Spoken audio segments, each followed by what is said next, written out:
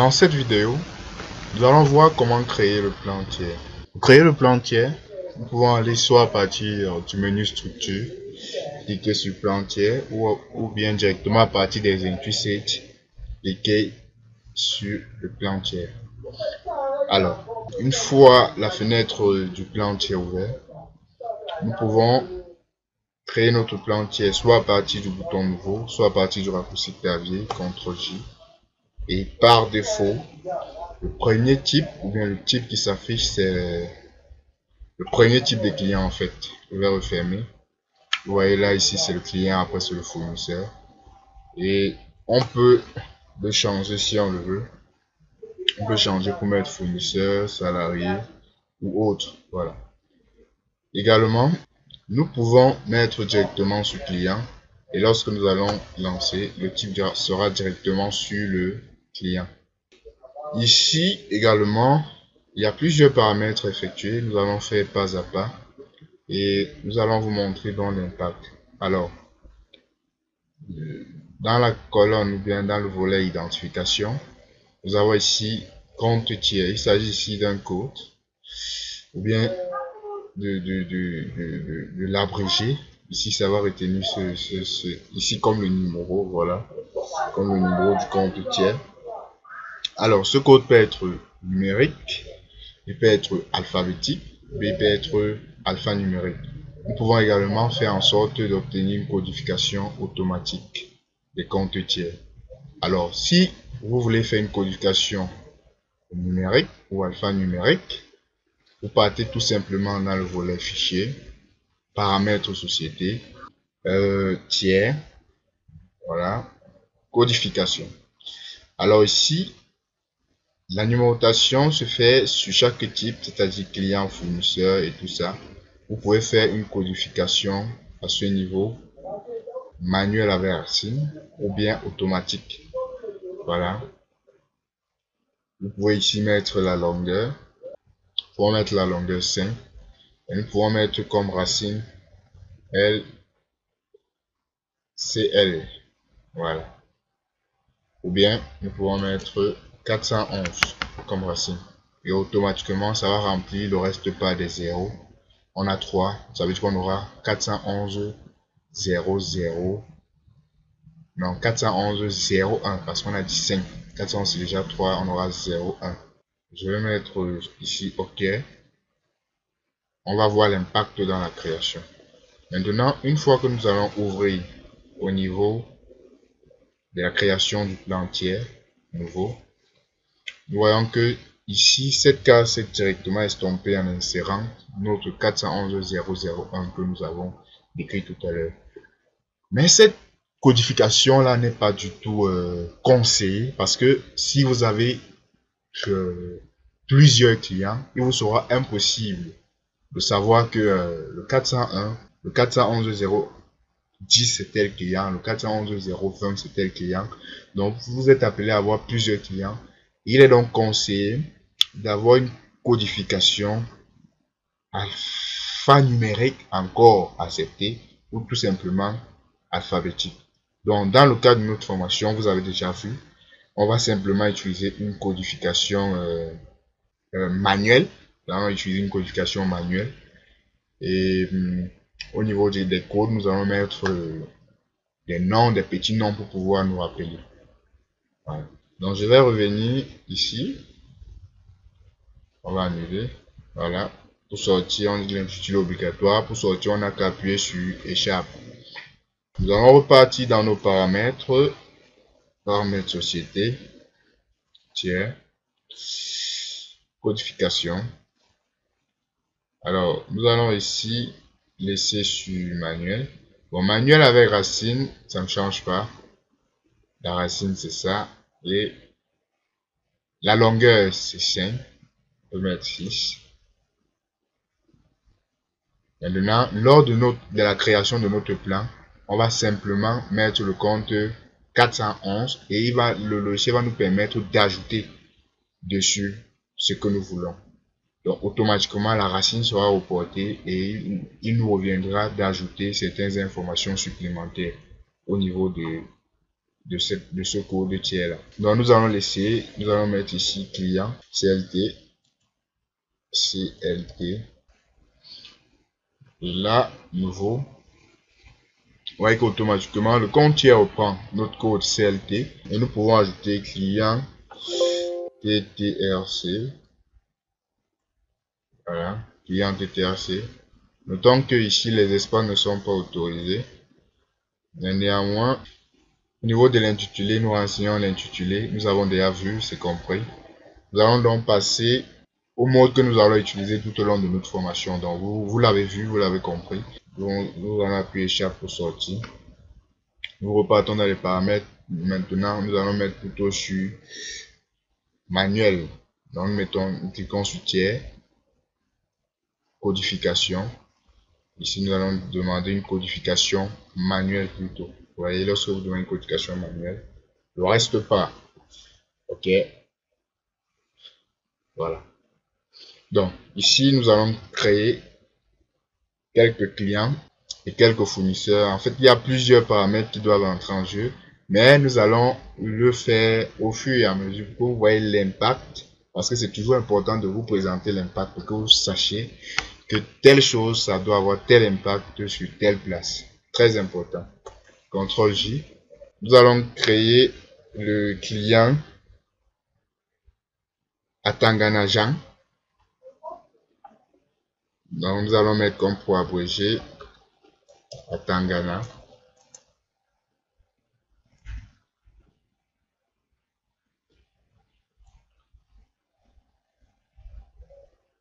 Atangana Jean. Voilà. Je peux laisser comme ça. Ici, je peux mettre Atangana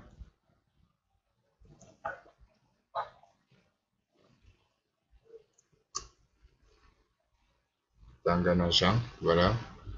Tabulation pour copier. Compte collectif. F4 pour dérouler. Je choisis le compte client. Voilà. Qualité. Le client Atangana Jean, c'est une entreprise. La qualité, ainsi, il s'agit simplement de préciser. Est-ce que c'est une entreprise? C'est un vendeur ambulant. Donc, nous allons écrire ici société ou entreprise. Entreprise. Interlocuteur. Comme interlocuteur, nous allons remplir Atangana. Nous traitons directement avec lui. Donc, on va copier. Les copies de la suite Office fonctionnent ici. Donc ici, vous renseignez les coordonnées de votre client. Et ici, l'immatriculation de votre client. Voilà. Nous, on va laisser comme ça. Second volet, le volet contact. Voilà. Nous avons déjà vu comment créer un contact. Donc, vous cliquez sur ajouter. Vous remplissez l'interlocuteur, c'est un interlocuteur, je ne sais pas. Vous remplissez le nom, le prénom, le service de la personne pour laquelle vous êtes en train d'enregistrer. Vous remplissez sa fonction, son numéro de téléphone et tout ça. Voilà. Maintenant, la banque. Nous avons déjà vu comment créer une banque. Le processus est le même. C'est pourquoi vous suivez, je suis en train de suivre une certaine logique pour qu'on ne se répète pas. Voilà. Ici, au niveau de la banque, vous remplissez la banque, le code. Ici, ça est de la banque de votre client. C'est pas votre banque, c'est la banque de votre client. Si vous avez les informations au propos de la banque de votre client, avec laquelle vous réalisez souvent des opérations, vous pouvez remplir. Voilà. On ne peut pas ouvrir agence parce qu'on n'a pas rempli d'intitulé. Ok, on va annuler. Les champs libres. Alors ici, ça peut être important parce que on peut décider dans chaque client de mettre en fait certaines informations. On peut mettre des informations sur le capital de l'entreprise, sur la date de création de l'entreprise. Ça, c'est un exemple. Vous pouvez mettre des informations que vous voulez. On peut également mettre certaines informations sur la région de notre client. Donc, dans quelle ville est situé notre client. Alors, nous allons, pour ce faire, nous allons aller dans le menu fichier. Nous allons aller dans le menu fichier, paramètres société. Dans les paramètres société, nous allons ouvrir le volet, nous sommes dans les tiers, oui. Une fois ici dans les paramètres société, nous allons ouvrir le volet tiers. Une fois dans le volet tiers, nous allons ouvrir le volet champ statistique. Champ statistique. OK. Dans les champs statistiques, nous allons ici créer, on peut être appelé à effectuer une analyse statistique sur les villes des clients. Donc nous allons créer ici localisation. Vous pouvez créer tout ce que vous voulez, ça dépend. Localisation. Localisation. OK. On enregistre. Et vous voyez, il y a une seconde case ici où on peut créer toutes les autres éléments en fonction de ce que nous avons créé ici. Donc nous allons double-cliquer là. Cliquer là. Vous allez voir que sur la localisation, on peut ajouter des sous-éléments. Nous allons venir ici, ajouter un nouvel élément. Sur ajouter un nouvel élément, on peut simplement remplir là. Ouest. Enregistrer. Le centre.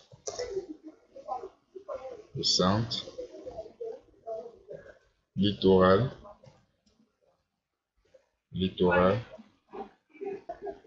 Le nord-ouest.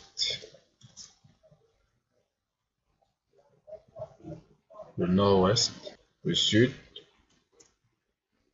Voilà, on va s'arrêter là. Donc ici, on va renseigner à propos, à base de ce que nous venons de créer, nous allons renseigner dans quelle ville est situé notre client. C'est bien vrai, nous l'avons déjà rempli dans le volet précédent.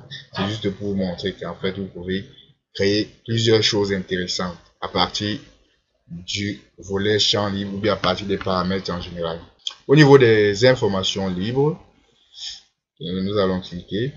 Nous allons ici, par exemple, remplir la date de création de l'entreprise. Date de création de l'entreprise. OK. Date de création de l'entreprise. OK, le nombre de caractères saisis est limité. Donc, on va réduire date de création. On va mettre date de création entreprise. Voilà. Parce que, à partir de ça, l'information passe. On peut mettre ici la longueur. Quelle est la longueur de l'information que nous devons saisir? Alors, la date de création, généralement, c'est pas long. Le 10 janvier 2000 ceci, donc c'est pas long. Donc, on va remplir, on peut mettre ici la 20. Je pense que c'est suffisant. OK. Ce qu'on va mettre, c'est du type texte. Ouais, c'est bon. Et on tape sur enregistrer. Là, on a la date de création de l'entreprise. Vous voyez en arrière-plan, notre fenêtre s'est fermée parce qu'elle a besoin d'être actualisée. Nous allons également remplir ici capital social. Alors, au niveau de capital, on va mettre soit mettre 10 millions, 20 millions. Donc, c'est une information type valeur. On va mettre valeur. OK. Ça n'a pas besoin de longueur. On va cliquer sur OK. On va se limiter à ces deux informations que nous avons ajoutées. Et aller voir l'impact dans notre plan tiers. Donc, nous allons rouvrir notre plan tiers. OK. Nous étions sur le client Atangana Jean. Vous voyez là, on avait tout à l'heure uniquement le document attaché. Maintenant, nous avons les informations libres. Nous pouvons ici ajouter la date de création de l'entreprise Tangana. Nous allons remplir comme date de création le 12.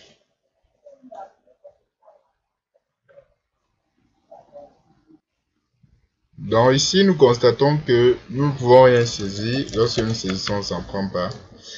Nous constatons que ça ne marche pas. Pourquoi est-ce que ça ne donne pas? Nous ne pouvons pas renseigner notre localisation. Tout simplement parce que tout à l'heure, lorsque nous étions dans les paramétrages, nous n'avons pas arrivé sur... Nous avons mis la consultation seule. Donc nous allons partir arriver sur paramètres. On va fermer ici. OK. On va venir dans personnaliser. Volet général, affichage. Ici, les informations sont uniquement l'action au double clic, c'est la consultation seule. Donc, nous allons permettre ici la modification. Ok, modification de l'élément. Ok, on va venir actualiser. On va double-cliquer. Dans champ libre, on voit maintenant, on peut écrire nos informations. Ok. Maintenant, date de création, nous pouvons remplir le 12, comme je disais tout à l'heure. Le 12 03 2015. La valeur du capital, nous allons dire 1 million. Valeur du capital, 1 million. 1 million.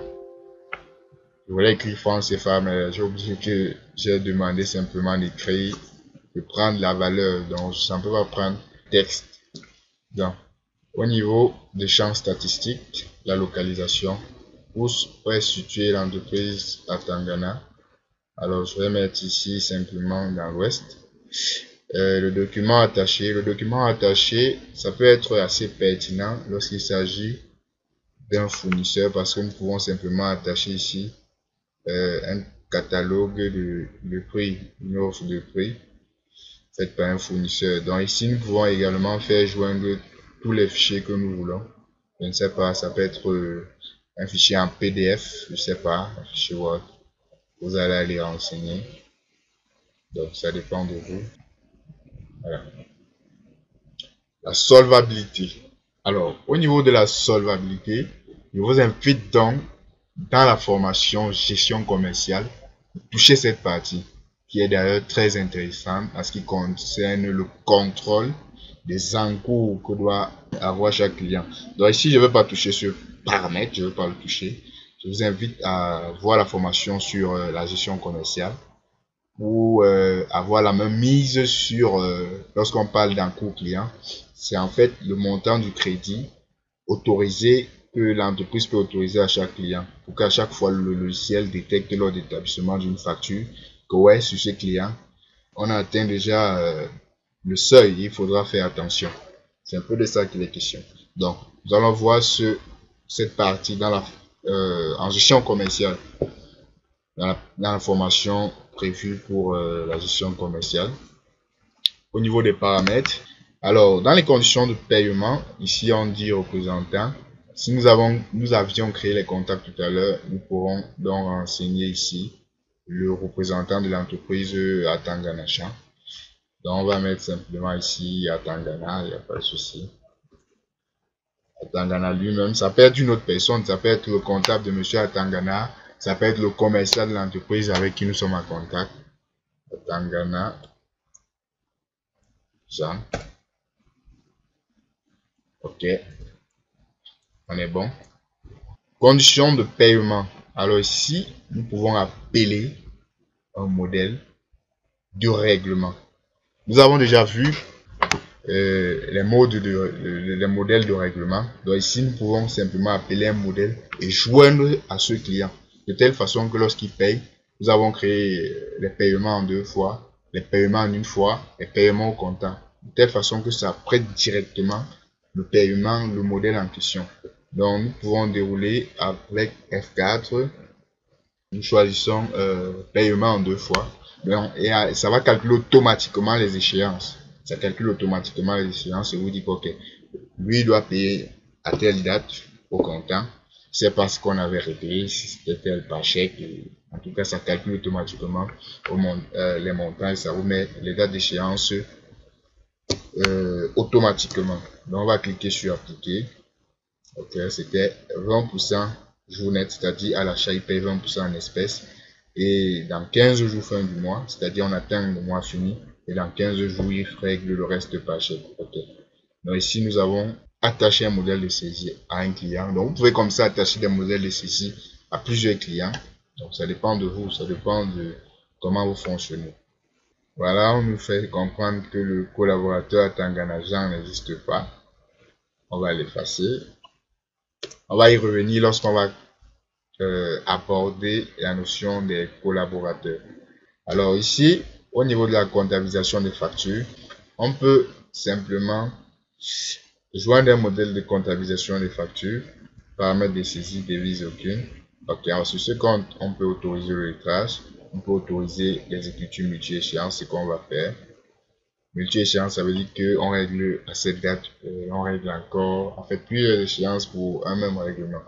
Ok, rappel exclu, les rappels prélevés, donc voilà, on va autoriser. Ne pas appliquer les pénalités de retard, bon, pour l'instant, on va laisser. Vous voyez, automatiquement, le compte général est rattaché, puisque nous l'avons rattaché dans le volet identification. C'est ça qui se présente ici. Donc, vous pouvez rattacher plusieurs comptes généraux. Ça dépend de vous. Ok. Nous avons ici touché les volets les plus importants.